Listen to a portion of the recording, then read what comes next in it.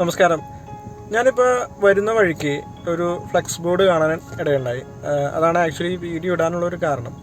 Flex board ഇപ്പോൾ എൻ്റെ വീടിൻ്റെ തൊട്ടടുത്തുള്ളൊരു പഞ്ചായത്തിലാണ്. അപ്പോൾ സംഭവം അവിടെ ഒരു 20 വയസ്സുള്ള ഒരു പയ്യന് ഒരു വൃക്ക മാറ്റി വയ്ക്കൽ ശസ്ത്രക്രിയയ്ക്ക് ആവശ്യമായിട്ടുള്ള ധനസഹായത്തിന് വേണ്ടിയിട്ടുള്ള ഒരു ഫ്ലെക്സ് ബോർഡായിരുന്നു.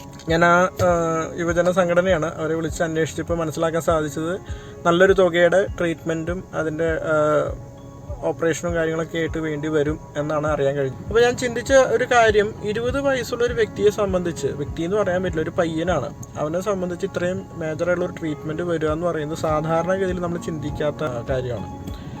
അപ്പോൾ അൺഫോർച്ചുനേറ്റ്ലി ആ ഒരു അവസ്ഥ ആ പയ്യന് ഫേസ് ചെയ്യേണ്ടി വരുന്നു. നല്ല രീതിയിൽ അത് ചെയ്യാൻ പറ്റട്ടെ എന്ന് തന്നെ ഞാൻ പ്രാർത്ഥിക്കുന്നു. അപ്പോൾ നമ്മളെപ്പോഴും മനസ്സിലാക്കേണ്ട ഒരു കേസ് എന്ന് പറയുന്നത്, ഒരു അത്യാവശ്യ സമയത്ത് ഫണ്ട് റേസ് ചെയ്യുക എന്ന് പറയുന്നത് വലിയൊരു സ്കില്ല് തന്നെയാണ്. നമ്മുടെ കൺമുന്നിൽ ആകെയുള്ളൊരു ഓപ്ഷൻ എന്ന് പറയുന്നത് ഒരു ബാങ്ക് ആയിരിക്കും, ഒരു ബാങ്ക് ലോണായിരിക്കും.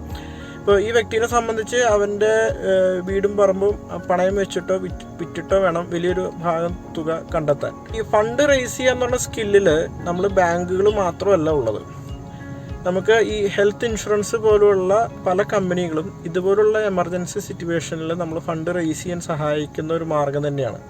പല ആളുകളും ഇത് മനസ്സിലാക്കാതെ പോകുന്നുണ്ട് എന്നാണ് എൻ്റെ ഒരു കാഴ്ചപ്പാട്. അപ്പോൾ നമ്മളെല്ലാവരും മനസ്സിലാക്കുക, ഒരു ഹെൽത്ത് ഇൻഷുറൻസ് പോലുള്ള സംഗതികൾ നമുക്ക് ഇതുപോലുള്ള എമർജൻസി സിറ്റുവേഷൻസ് വരുമ്പോൾ ഫണ്ട് റേസ് ചെയ്യാൻ നമ്മൾ സഹായിക്കുന്ന വലിയൊരു കാര്യമാണ്.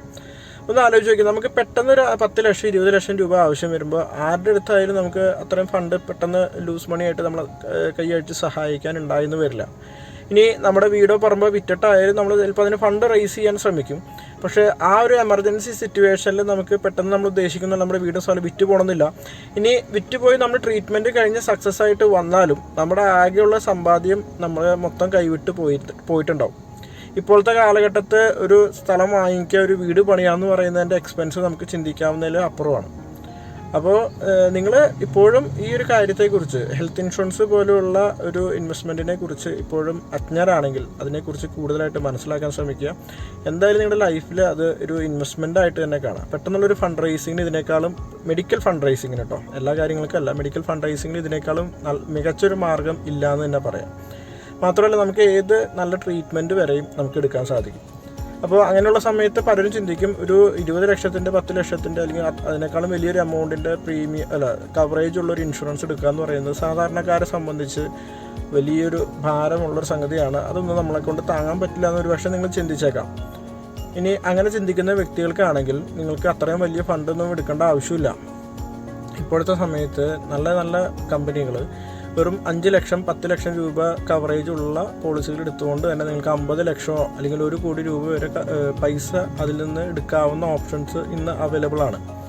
അപ്പം അങ്ങനെയുള്ള പോളിസികൾ ഏതാണെന്ന് മനസ്സിലാക്കി അതിനെക്കുറിച്ച് പഠിച്ചിട്ട് ആ ഒരു ഇൻഷുറൻസിലേക്ക് നിങ്ങൾ സ്റ്റാർട്ട് ചെയ്യുക, അല്ലെങ്കിൽ അങ്ങനെയുള്ള ഇൻഷുറൻസ് കണ്ടെത്താൻ ശ്രമിക്കുക. നമ്മുടെ കൺസൾട്ടൻസിയുടെ സർവീസ് നിങ്ങൾക്ക് അതിനുവേണ്ടി യൂസ് ചെയ്യാവുന്നതാണ്.